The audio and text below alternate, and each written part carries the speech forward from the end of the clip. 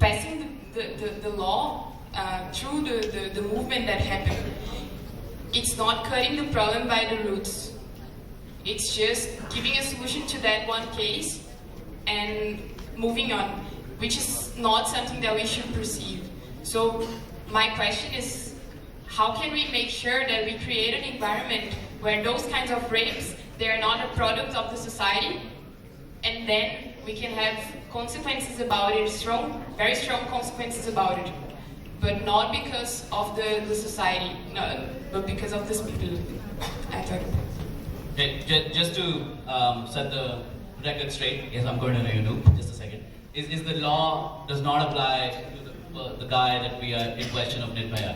So it doesn't apply to him. It's for the future. He's just been taken as context.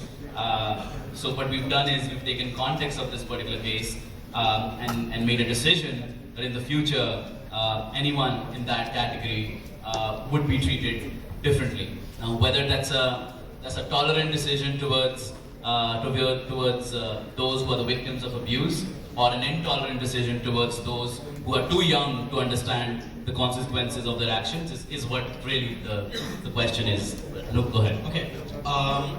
So when you said what I was just thinking was, so a lot of people globally are talking of corrective measures. They are saying that jails are not making sense for people, because you can go to a jail, you can come back, but what does it guarantee that once you come back to the society, you will contribute to the society, or you will be a good element of the society?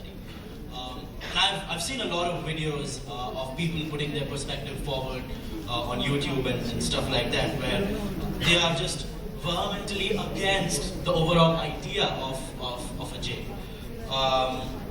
What makes me question here is Supreme Court. It was actually the ruling of the Supreme Court that because of which the guy was like, they let him go from the correctional center, or the kind of this youth or adult center that he was in, where he was supposed to be corrected, and so that he can become a part of the society. The most important fact was that the center or the administration of the center did not give him a go-ahead that you can be a part of the society, because they still did not feel that this person has been corrected and corrective measures have been taken so that this person is a good element for the society. And that is something which is a fundamental question here, because yes, we can talk about education, we can talk about a lot of things, but when people are going to such correctional centers, and the reason that they go to such a center is that they can get some kind of education, or they can be trained on how they can contribute to the society. But even that problem is not being solved. So the overall idea is just doesn't make sense. Yeah, and I think that also points into the direction of how this we treat mental health in India, and that in itself is a taboo, and it's a minority, and we're not very tolerant towards people who have mental health issues. I saw a guy raising his hand here somewhere before. Who was it? Who's been raising it for a while? Just stand up. Were you raising it from the beginning? No, I just want to not go into that area anymore because we had a question from there. So let's take a girl. There's a girl that have a question. Yeah, please stand up.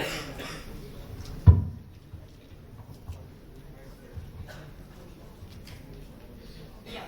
So the fact that right now, like, government officials can make really sexist comments or derogatory comments on national television, or the fact that Section 377 still exists, and in general, like, the fact that intolerance exists in India and there's nothing being done about it, in a way shows that we are tolerant. So my question is that, is intolerance always bad and is tolerance always good? And when it comes to freedom of speech, how do we decide what to be intolerant about? What's to take that? Is intolerance always bad, and is tolerance always good? Mic drop. Intolerance always bad and tolerance always good? No, because it can be both ways for either topics that we are talking about, intolerance as well as tolerance, right? Now it completely depends on what you as an individual try to do something about it. So, personally speaking, I am someone who has very strong points of judgment. I express myself. I try to be as bold as I can about things which of my understanding then. Right now, when we were talking so much about rapes and Nirbhaya, I just remembered an incident which had happened with me. And so I was traveling in a bus in Chennai. Chennai, according to India Today, is the safest city in the country, or at least was. I was traveling in a bus and I was dressed very regularly. I don't dress up actually. And I was sitting, and then after about 2 minutes, I'm sorry if this sounds a little disgusting, I found the erection of a guy jabbing against my arm. And I walked through the bus, and again I felt as if I was felt up. It was a very, very crowded bus, and it didn't even take me time to look at the person and who this was, or shout or call for help. I got down, I still remember, I was very disgusted. You know, it's like, I want to, if possible, remove my skin and throw it off somewhere. It was that feeling, but it was completely opposite to the kind of person that I usually am. So it was then I realized that I think how you react to things it comes from within. At that point in time, I could have been very heroic, removed my chappal and hit him, because that's what I see often happening. But I didn't do it. If you ask me if I forgave him, I don't know. So it's a very harsh memory, it's there, but when you talk about these things, I still feel intolerance and tolerance are paradigms in the same place, in the same framework of what we are discussing right now, India. In situations where you need to be intolerant, you probably should be, you can be. And situations where you need to be tolerant, it's that way. That's my opinion.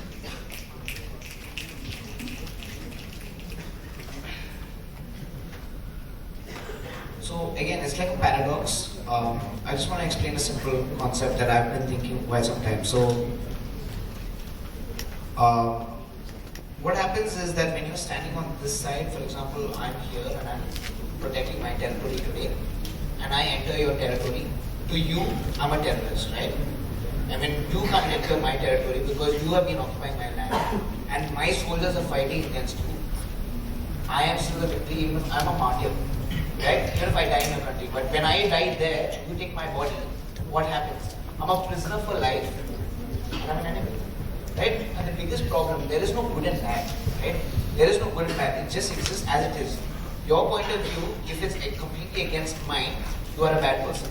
And because I'm on this side, I'm also a bad person according to you. Right? My bigger question, let's move to something else. Let's move like this. If something does happen to you, and if there is an occasion like this, how do you deal with it? Is the bigger question. And what Popo said really makes sense, because like for her, this is how she reacted. People react in different ways, right? Now, the thing is, going back to that point over there. So, if I stab you, are you going to stab me back is the question. That's what's always the question, right? It's tit for tat, it's always like this. Now, how can we as India and how can we as these people, if all these things exist and they're always going to exist, I don't know. But how do we manage ourselves in such a way, allow those people to exist as they are, and I will take care of my business and make sure that I am making my money and I am going to live my life and I enjoy my life, because that is what I want at the end of the day, right? So, this is my point, and there is no good and bad, it just exists. What are we going to do about it? So while we move to the left on that question, I'll challenge the ones on my left and on my right to say that yes, philosophically there's nothing good or bad, and it's okay to say both. But practically, in a civilized society, there is good and bad, and there is something that's better than the other.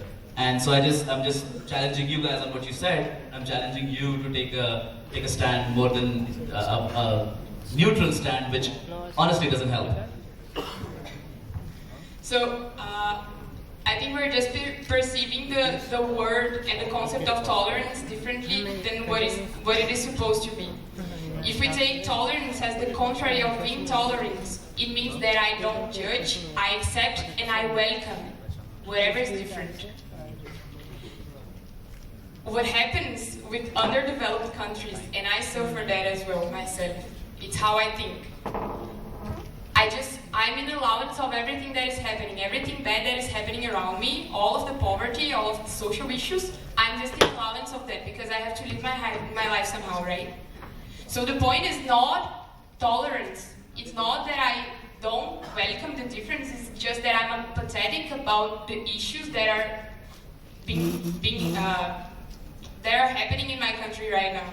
So it's not about being tolerant when I don't do something about Section 377 or I don't do something about something that is bothering me in my country. I'm just empathetic towards it, and I'm not taking action towards it. So it's not about tolerance. Tolerance is a completely different thing.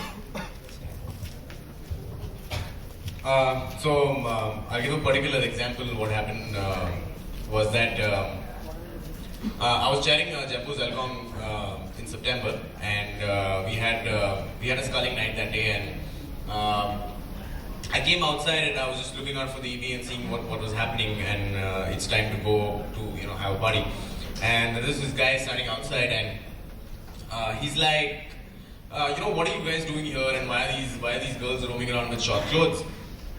So I was like, no, it's nothing, it's just a small conference, and brought children here to educate them. And he's like, so we went on talking, and that's when he started saying that, can I get a girl for a night? And there was a point when I got scared. It was my allowance or my tolerance that I kept it there to not agitate the situation or violently do something. I just got up from there and I left, and when I entered the plenary, the first thing that I wanted to make sure was that the people around me, the 100 delegates who were there, was secure. What I did was, before even the party starting, I let everyone know that this is something that is going on. You need to take care of yourself, and I made sure that every girl had a buddy and a boy with them to take them to their room immediately after the party gets over. That was my tolerance, that I made sure that I wanted my family or that people around there to be secure. So, the whole point of being intolerant or tolerant is that circumstance that decides what you do at that point of time. And the detail that you think at that point of not being reactive and just being intolerant on that point.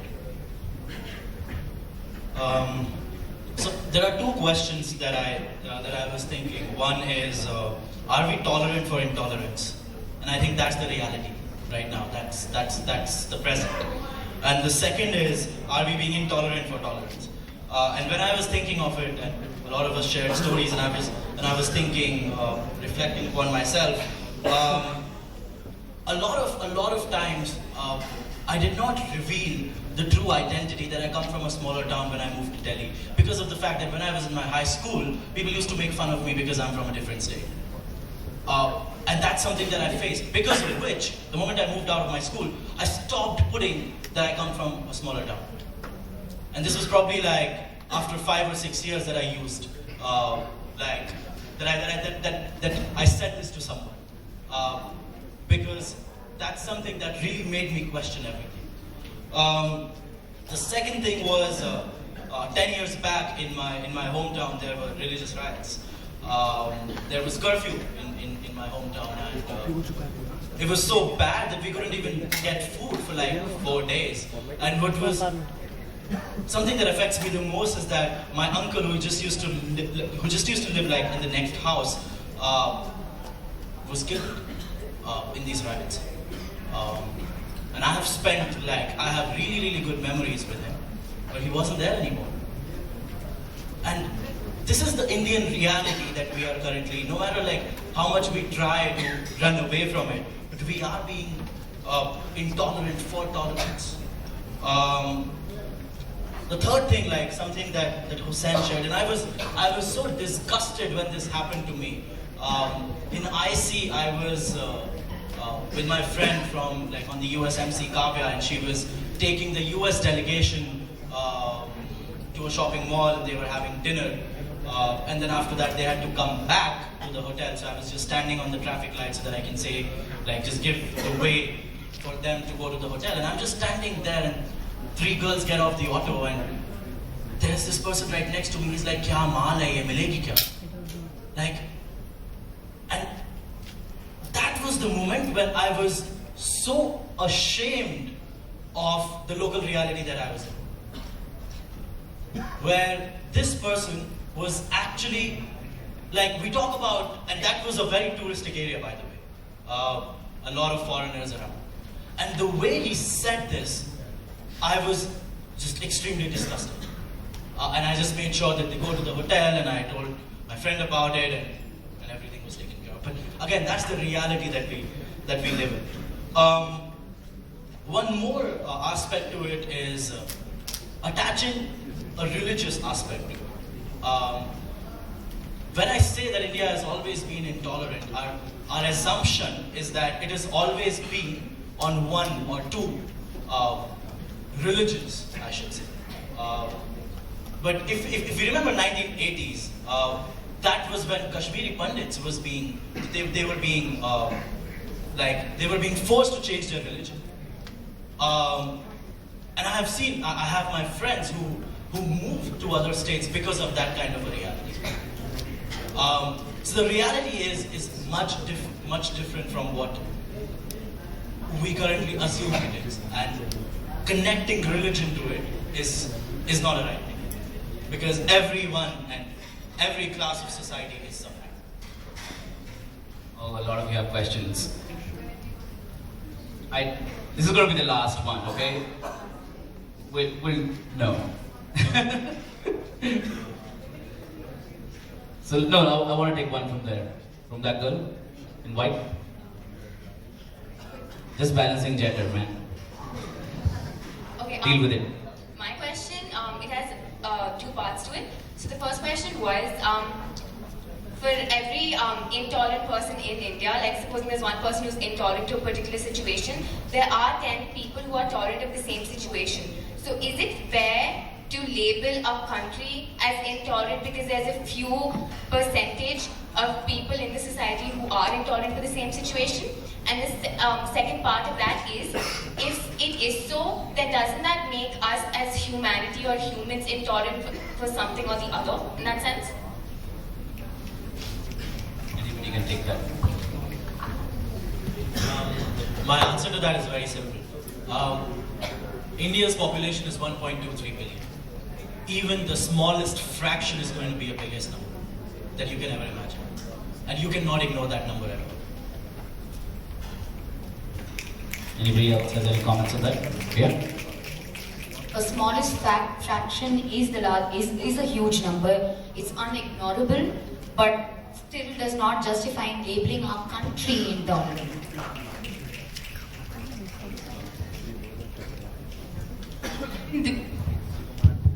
I believe in different representations, okay? So if we say that we have 20% of the population of India which is homosexual, it's not that they're not there, and they are part of India. So if I'm telling you that there is a part of the population of India which is intolerant, I cannot say that India as a country is not, because I have to consider the minority of intolerance as well. Does it make sense? Okay. You want to respond quickly? Think about it. Yeah. Look at it like this, okay? So I mean, just to answer your question, the world is divided, right? The world is divided. We have countries, yeah? That bunch of people is India. You still being tagged, right? Right? You still being tagged. So you can't call a country intolerant because of one person, because again, that's just a big tag. It's like one person is like this, so the whole country is going to be intolerant. It doesn't make sense. People are intolerant. Or people are tolerant. People could be whatever their intentions. So you can't justify a country. So for the biggest point where I was trying to wonder, you can't tag a country as a particular thing. So that's a big question that I had. I couldn't answer the question because where people, you can base it on a people and an assessment of people. So India is not. India is just a tag. People are. No. Well, let me have a follow-up. Thank you. I think, let me rephrase my original question then, because it seems to become a discussion between extremes, and to bring more balance and to be fair, the question comes back to whether you believe that India as a there are more people in India becoming intolerant in recent times than we have seen in recent history. So that's what it comes to, right? That are we seeing more instances of intolerance, and is there a driver for that we need to watch out for, because we do not want this trend to continue? So the question comes back to whether you believe there is a trend, even though you believe that there were always some instances, but do you believe that there is a recent trend, and what do you believe to be the driver of this trend? So that becomes the question then, and sort of labeling the country and trying to be sociologists, right? Yes. So keep that in mind while you answer the next question. The dude in the back with a pen who's showing a lot of commitment to wanting to ask a question. So let's give it to him. See, persistence pays. I kept looking, his hand was always up. Go ahead, sir. Feeling great because I got the last opportunity. This is a good question. You need to be louder. Yeah. So we have given the powers to the politicians. We have chosen our politicians, but we don't trust our politicians. I'm asking that what could be a possible solution for the intolerance or the hatred, because we need to rise above hate. So what could be a possible solution apart from the education which could be taken right now to come up from this intolerance or tolerance debate? Because ultimately we're not getting a solution out of it. We're talking about intolerance increasing. We read in the newspapers, we watch on social medias. But what could be a possible solution?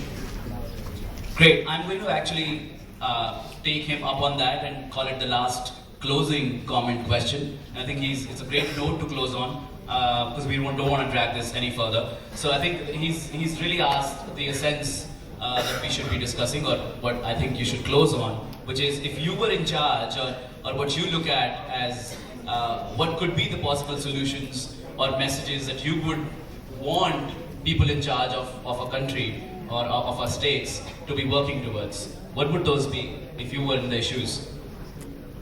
I go. I believe in something. So the trend right now is, if there's Modi, you need to have an anti-Modi. And if there is Gandhian values, there is anti-Gandhian opinions of things. So you do not need to oppose things that are happening right now.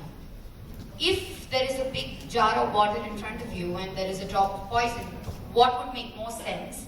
You trying to hunt down that one drop of poison in that water, or you trying to add more water to you? So as a leader, as someone who believes that this can be mended, I would encourage that we do things that exhibit more tolerance, rather than going behind things which currently illustrate intolerance. Right? That's something that I would do. And it does take actually a lot of courage to come in acceptance of what you want to do and how you go about doing it. The question again is, what's stopping us?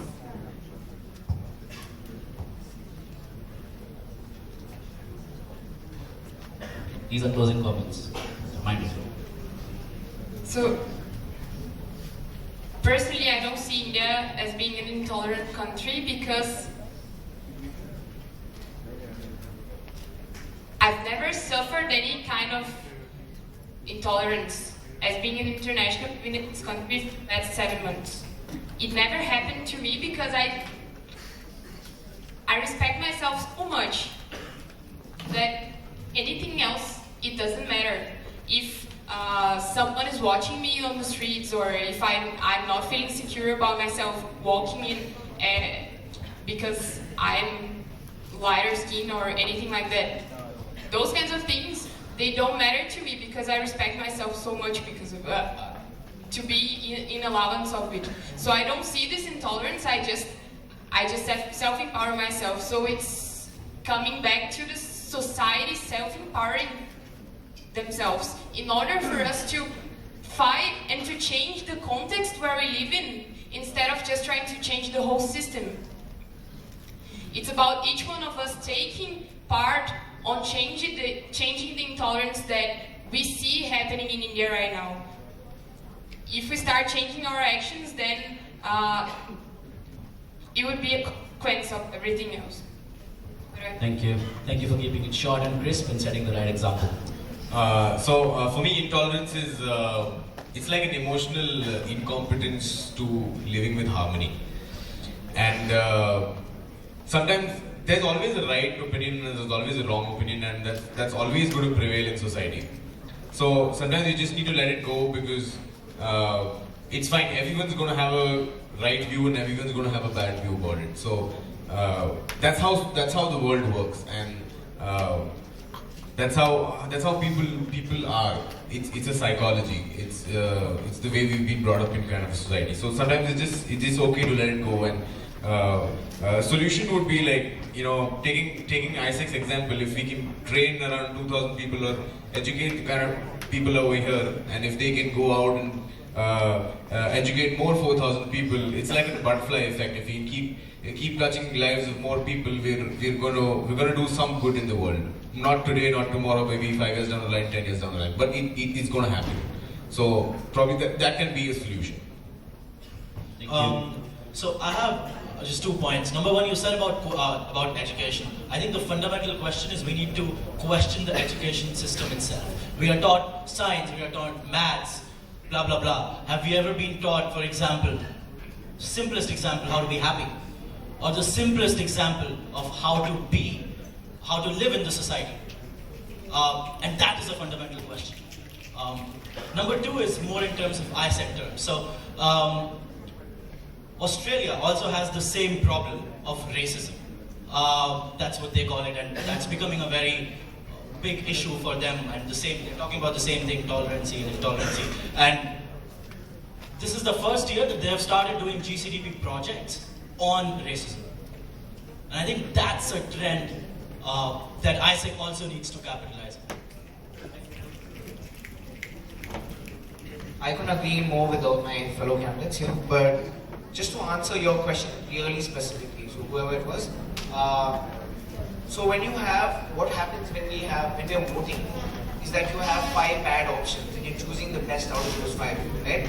So what happens is that you're just choosing the best 5, and what happens is that in the end of it, you're just choosing a bad person, but he's better amongst the worst, right? How can it get better?